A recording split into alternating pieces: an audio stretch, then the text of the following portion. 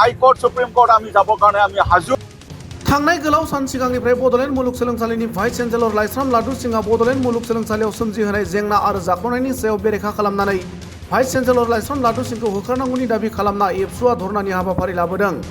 नाथाय बे बिथिङाव हादोरसा सोरखार आरो रायजो बेंगिरिया बेनि सायाव नायबिजिरनानै दासिम जेबो गोख्रों राहा लानायखौ नुनो मोननाय जायाखै। गुबुन फारसेथिं बड'लेण्ड मुलुगसोलोंसालिनि लांगोनायाव भाइस चेन्सेलर लाइस्राम लादु सिंहखौ होखारनांगौनि दाबिजों एबसुआ दिनैनिफ्राय जोबथा गैयै समसिम धरना हाबाफारि लादों। बे धरनानि गेजेरजों मिरु एबसुनि गाहाय नेहाथारि खनेन्द्र बसुमतारी बिथाङा जाख्ल'नायनि दायनिगिरि महरै फोरमान मोननाय सासपेन्डेड सासे सुबुं एबा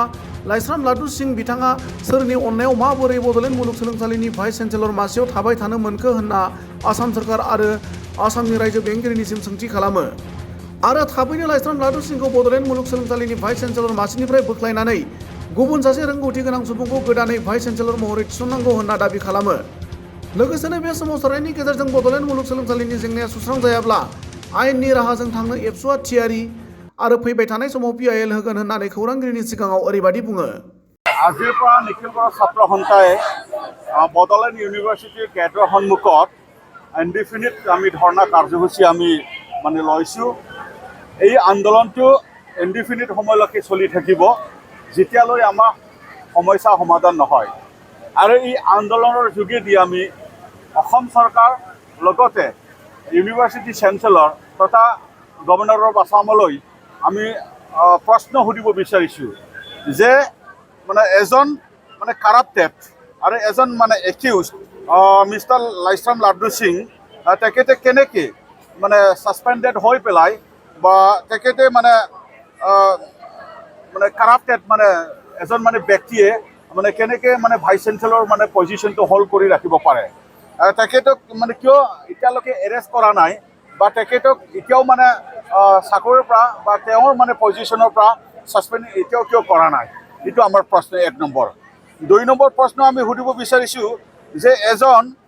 ফ্ৰী এৰেষ্ট বেলৰ আণ্ডাৰত থকা ভাইচ চেঞ্চেলৰ লাইস্ৰাম লাদু সিং ডাঙৰীয়া দেৱ তেখেতে কেনেকৈ ভাইচ চেঞ্চেলৰ যিটো পষ্ট এইটো হোল্ড কৰি ৰাখিব পাৰে।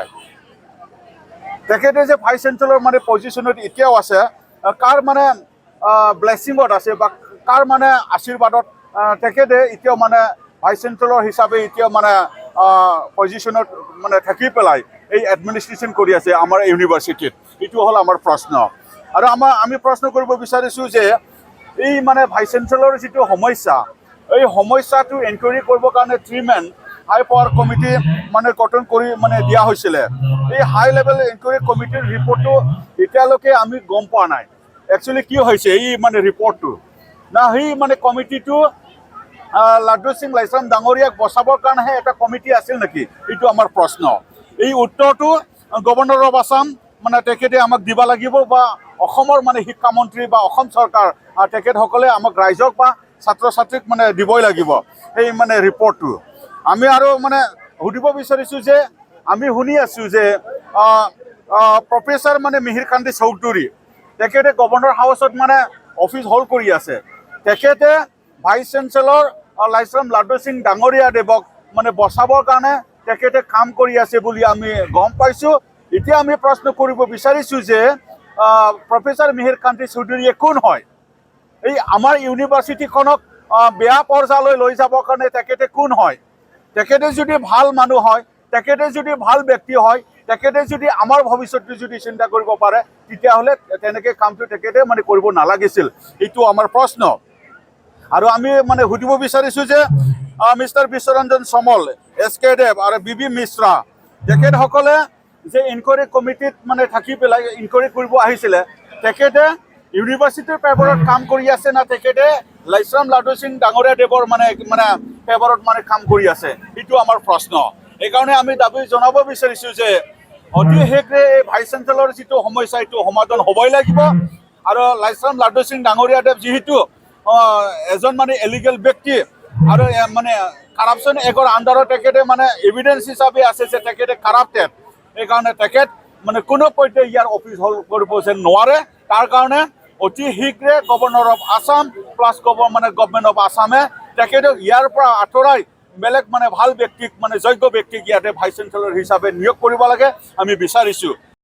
মেম্বাৰ হিচাপে আহিছিলে তেখেতসকলে ৰিপৰ্টটো এতিয়াও মানে দাখিল কিয় মানে কৰিব পৰা নাই এইটো আমাৰ কাৰণে মানে খুব মানে লজ্জাজনক বুলি আমি ভাবিছোঁ সেইকাৰণে আমি কণ্ডেমনেশ্যন দিছোঁ যে সেই কমিটিকো আমি কণ্ডেমনেশ্যন দিছোঁ সেইকাৰণে ভৱিষ্যতত আমি বিচাৰিম যে এই ইউনিভাৰ্চিটিয়ে আমাৰ মানৱ সম্পদ মানে গঢ়ি তুলিব পৰা এটা ইউনিভাৰ্চিটি হওক বা এই ইউনিভাৰ্চিটিয়ে আমাৰ মানে ভৱিষ্যত মানে গঢ়ি তোলাৰ মানে এটা ইউনিভাৰ্চিটি হওক আমি বিচাৰিছোঁ আৰু এই ইউনিভাৰ্চিটিয়ে আমাৰ আন্দোলনৰ এইটো বিনিময়ত বা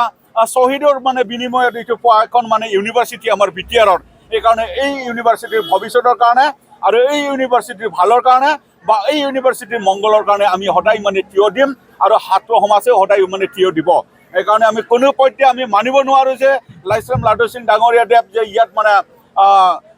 ভাইচ চেঞ্চেলৰ হৈ থাকক এইটো আমি কেতিয়াও মানে আমি নিবিচাৰোঁ সেইকাৰণে অতি শীঘ্ৰে আমি অসম চৰকাৰ অতি শীঘ্ৰে আমি গভৰ্ণৰ অফ আছামক মানে অনুৰোধ কৰিছোঁ বা দাবী জনাইছোঁ যে প্ৰফেচাৰ লাইছৰাম ডাঙৰীয়াদেৱক মানে ইয়াৰ পৰা মানে খেদি দিব লাগে আৰু ভাল মানে ব্যক্তিক মানে ভাইচ চেঞ্চেলৰ হিচাপে নিয়োগ কৰিব লাগে এইটো হ'ল আমাৰ দাবী যদি মানে আমাৰ সমাধানটো নহয় তেতিয়াহ'লে আমি নিশ্চয় আমি MHRD বা UGC আমি মানে লৈ মানে আমি প্ৰেৰণ কৰিম আমি দাবীটো আৰু আমি এটা ভাবি থৈছোঁ যে আমি যদি এই আন্দোলনৰ যোগেদি যদি আমাৰ সমস্যা সমাধান নহয় তেতিয়াহ'লে আমি লিগেল প্ৰচেছটো আমি হাতত লৈ পেলাই লিগেল মানে আমি হাইকোৰ্ট সুপ্ৰিম কোৰ্ট আমি যাবৰ কাৰণে আমি সাজু আমি PIL দিবৰ কাৰণে আমি কেছ দিবৰ কাৰণে হাইকোৰ্ট সুপ্ৰিম কোৰ্টত দিবৰ কাৰণে আমি এইটো প্ৰস্তুত হৈছোঁ ইতিমধ্যে থেংক ইউ